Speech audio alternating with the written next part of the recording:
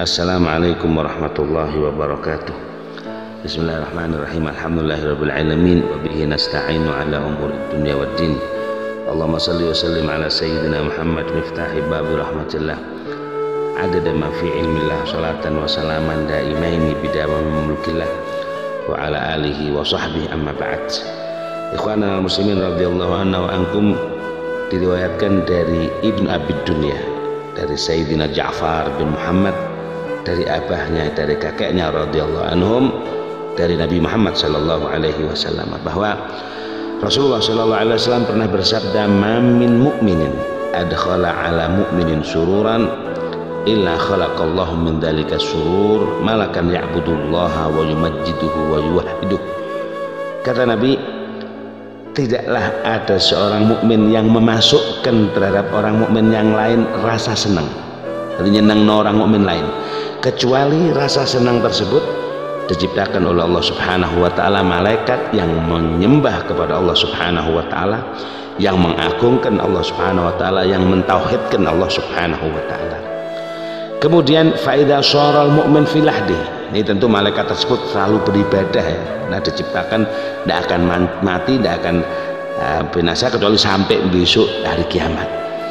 Maka faida syara al mu'min fil lahdi, ketika orang mukmin yang memasukkan rasa senang tadi meninggal dunia dan dimasukkan ke liang lahat, apa yang terjadi? Ja'a surur alladzi adkhalahu alaih, maka rasa senang yang diciptakan malaikat tadi tentunya itu akan datang mendatangi orang yang memasukkan tadi, orang mukmin tersebut, di dalam kuburnya. Fayaqulu lahu, kemudian rasa senang tadi berkata kepada orang tersebut, "Ama ta'rifuni?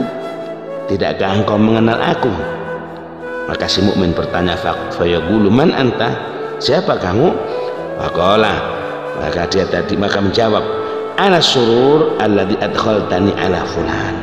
Aku adalah rasa senang yang kau masukkan rasa senang tersebut terhadap hati si fulan dulu di dunia.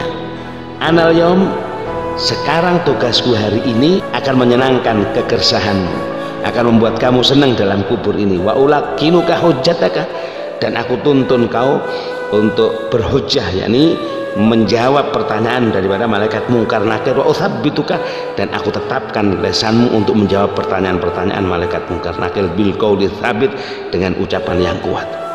Wa ushidu bika masyhadal qiyamah, dan aku menyaksikan untuk kamu kelak di hari kiamat.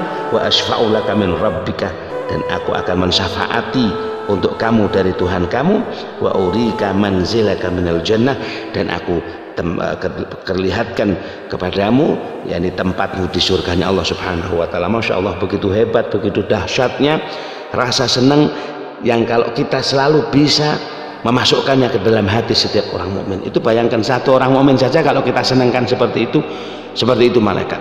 Lalu bagaimana kalau yang kita senangkan banyak orang mukmin, banyak orang yang kita senang, tidak bisa dibayangkan betapa hebatnya orang yang suka menyenangkan hati seorang muslim. Karena itu saudaraku, berusahalah kita sekalian dalam setiap perbuatan kita, dalam setiap pergaulan kita sehari-hari, usahakan kita selalu menyenangkan hati seorang mukmin. Bahkan dalam satu riwayat diriwayatkan, man adkhala ala mu'minin sururan khalaqallahu min dzalika surur 70,000 malakin yastaghfirunahu lahu ila yaumil qiyamah. Orang yang menyenangkan hatinya orang, maka rasa senang tersebut diciptakan oleh Allah Subhanahu wa taala sebanyak 70.000 malaikat yang memintakan ampun bagi dia sampai hari kiamat. Masya Allah, begitu hebatnya, begitu dahsyatnya rasa senang yang kita masukkan ke dalam hati setiap orang mukmin.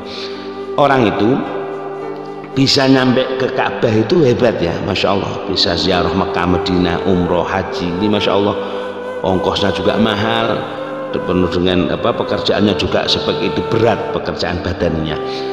Tetapi menyenangkan hati seorang muslim ini, kita kadang kalau kita bertamu ke rumah orang, kemudian kita disuguhi suguhan yang ini nggak pas sesuai dengan selera kita, nggak senang kita, tapi bagaimana kita menyenangkan hati sahibul bait tersebut? Ya apa, kita disuguhi bote, mau bagaimana kita makan, seakan-akan kita ini suka sekali, otomatis sahibul bait akan senang. Maka sungguh jabru khatiri muslim, menyenangkan hati orang muslim semacam itu lebih utama, afdolu minas sholati fi jawfil Ka'bah, lebih hebat daripada kita sholat di dalam Ka'bah sekalipun. Masya Allah, inilah keistimewaan kita, kalau kita bisa selalu menyenangkan hati orang muslim. Bahkan dalam satu riwayat dari sahabat Ibnu Abbas dari Rasulullah SAW, Rasul mengatakan inna ahabbal a'mal ilallah ba'dal faraid.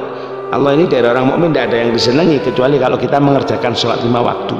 Sholat 5 waktu dengan ini tepat pada waktunya, Allah senang banget itu. Bahkan dalam satu riwayat, satu sholat 5 waktu dibanding dunia seisinya ini tidak akan ada apa-apanya.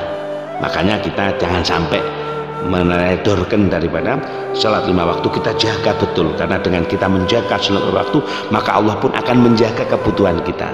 Siapa yang mengerjakan sholat 5 waktu tepat pada waktunya, bahkan kalau bisa sebelum waktunya masuk kita sudah siap di sini mengerjakannya, maka Allah akan memenuhi semua kebutuhan kita dunia maupun akhirat. Akan tetapi kata Nabi, sesungguhnya amal yang paling disenangi oleh Allah Subhanahu wa taala setelah salat waktu tidak ada kecuali seperti idkhalus surur alal muslim, memasukkan rasa senang terhadap hati seorang muslim. Begitu dahsyatnya memasukkan rasa senang ini kalau kepada orang muslim ya.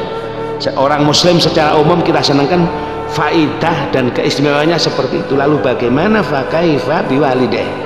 Bagaimana kalau yang kita senangkan adalah hati kedua orang tua kita? Maka tidak bisa dibayangkan begitu dahsyat hebatnya. Sekarang kita lihat, tidak ada satu wali pun, orang-orang yang hebat itu mereka mencapai apa yang mereka capai daripada kedudukan yang mulia tersebut, kecuali mereka semua mendapatkan ridho daripada kedua orang tuanya, dan mereka ini semua berusaha selalu untuk menyenangkan hati kedua orang tuanya. Makanya kalau kita ingin jadi orang sukses, jadi orang bahagia, berusahalah kita selalu untuk selalu menyenangkan, memasukkan rasa senang kepada hati kedua orang tua kita setiap hari. Maka insya Allah kita akan mencapai apa yang telah dicapai orang-orang terdahulu. Amin. Assalamualaikum warahmatullahi wabarakatuh.